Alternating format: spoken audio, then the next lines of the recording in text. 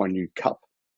This cup to you is brought today from the Tour de France, and this comes from stage 16 in 2019. So if you're really into it, you can go and check where stage 16 was and why it was so significant in the history of the Tour de France. Anyway, so cheers. I'll put that down here, otherwise I'm going to get distracted when I show you my top tips. So today I tried to get as many alliterations as I could in one sentence. So today's tips are terrific tips for top workflows with Microsoft Teams.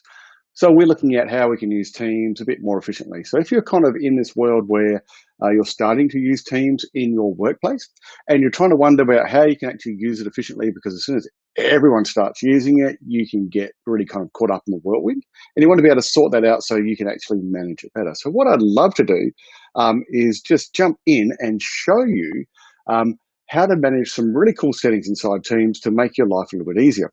So let me just share my screen with you, and we'll jump in and have a quick look at these top tips for you today.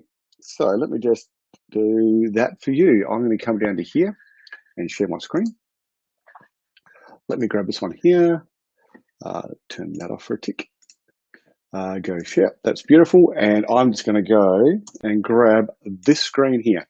So here I have a really nice kind of a team that we've made up before. It's a bit of a demo team, and it's kind of got some posts and information in there. And what we'd like to do is narrow down information that's getting hit at us. So you can see my colleagues here have posted a whole lot of things about bringing your cat to work today, all these kind of things here. And these are posts or announcements that people have put into a channel. And I might wake up in the morning and come through and work out, oh, what do I need to pay attention to today? So here, it's Silly Sock Day. I've got to remember to do that. So if I kind of scroll through my day, knowing the way in which I work, and in terms of my memory is not as good as it used to be. So I might come and get to the end of the day and forget that today is where your silly socks work today. So what I can do is I can hover my mouse over to the right-hand side here. And when I do on that, you'll notice I get this little bar pops up. And across the right-hand side, there are 3 dots. And my 3 dots, I can go save this message. And then that will save the message for me, and I can come back and find it later. Now, I'm going to show you where that lives so you can track it really quickly.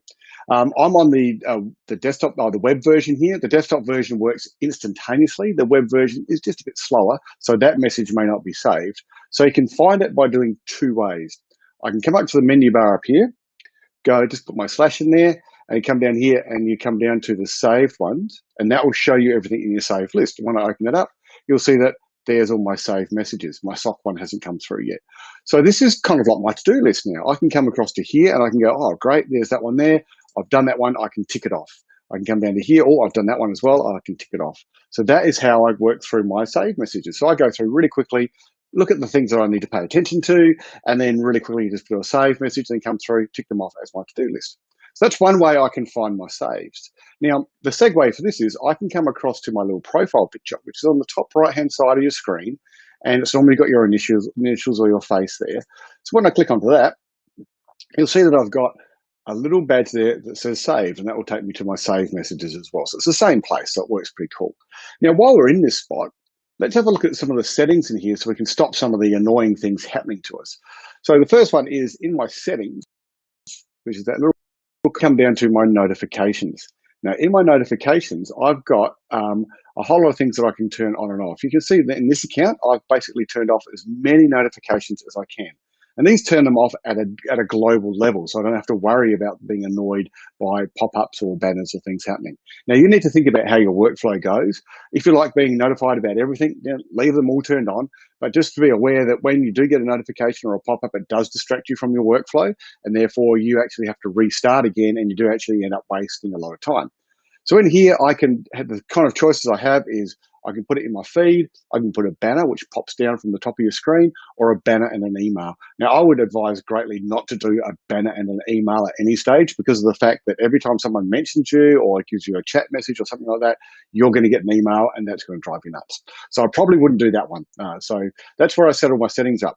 I can also come across to the left-hand side where my teams are, and do my channel notifications here as well. So I can actually manage the notifications from this level as well. While we're across here, and this little thing, I would like to show you one little thing which is really cool, your status message. So in here, you can click on that and you can leave a message for the people you're working with to let them know that you're busy. So I could say, I'm in a webinar, and then that will then get posted to people whoever tries to send me a message. And I can also turn it on and off after an hour. So if I forget, because sometimes I forget to turn those kind of out of office notifications. So if I go like that now, if anyone tries to send me a message, it's going to say to me, I'm in a webinar. So they know that they can't contact me, and it's not that I'm being rude, but it's just there. So that's the kind of managing those tags, which is pretty cool. So let's have a look at another way of being able to notify people what's going on really quickly. So I'm going to come back to my little message here, and you can see that I've got a whole lot of bits and pieces happening, and I want to kind of maybe mention to people really easily. So how do I do that? On my class of legends here, I've got 3 dots. The 3 dots brings me up to a thing that says manage tags. Now, tags basically group people together across all your channels. So if I've got a tag called legends. In my legends here, you'll see that I've got these 4 people. So what this means is that if I do an @ mention, I can do an @ mention legends1, and all these guys will get pinged with a message. So it makes it really easy to communicate. So let me show you how that works. So I'm going to come down here and go, hey, and all I have to do is start typing in their name, and it says @legends, and all those people will now get a notification from me letting them know that I am sending them a message. Now, this could be done either in your workplace or in a classroom. In a classroom, you might have groups of kids together, and they could be Legends Group 1, Legends Group 2, Legends Group 3. Doesn't matter. You can group them together in a tag and just punch them out with one hit automatically. You can delete tags afterwards if you want to. Really handy, really flexible, and it works across multiple channels. The other thing that works really nicely is you would have seen in that setup there, when I went to my 3 dots and I had my managed tags, I could also come into my class of legends here and chat with that group. So actually I can make a group up straight away. So if I come across to my chats on the left-hand side at the top here, you'll now see that I've got that group sitting in here. So I'd like to put that group at the top of my list so I can see what's going on. So I come to my right 3 dots again. Every time you see 3 dots in Microsoft Teams, always something more there. I can pin this one to the top of my list. So now it's being pinned up there, and I can drag it to be where I want to. I'm going to get rid of Alfonso and Jennifer so I can unpin them. So this is the one I want to pay attention to. Now you'll notice that I've got a whole stack of names there, and I've got to remember whether it's the Legends Group 1, Legends Group 2, Legends Group 9. I wonder what I can do. So up here, I can come to the little pencil, and I can just rename it Legends 1. And then when I go save, that chat is now saved as Legends 1. So all I have to do is look down my list to find Legends 1, or search or filter for my list called Legends 1, and they'll be there. Super quick, super easy. The other thing with the Legends group here is that I've got a chat happening, so I can chat inside here. I can add files here like I normally would. So there's a PowerPoint that we're working on together, and we've added it there.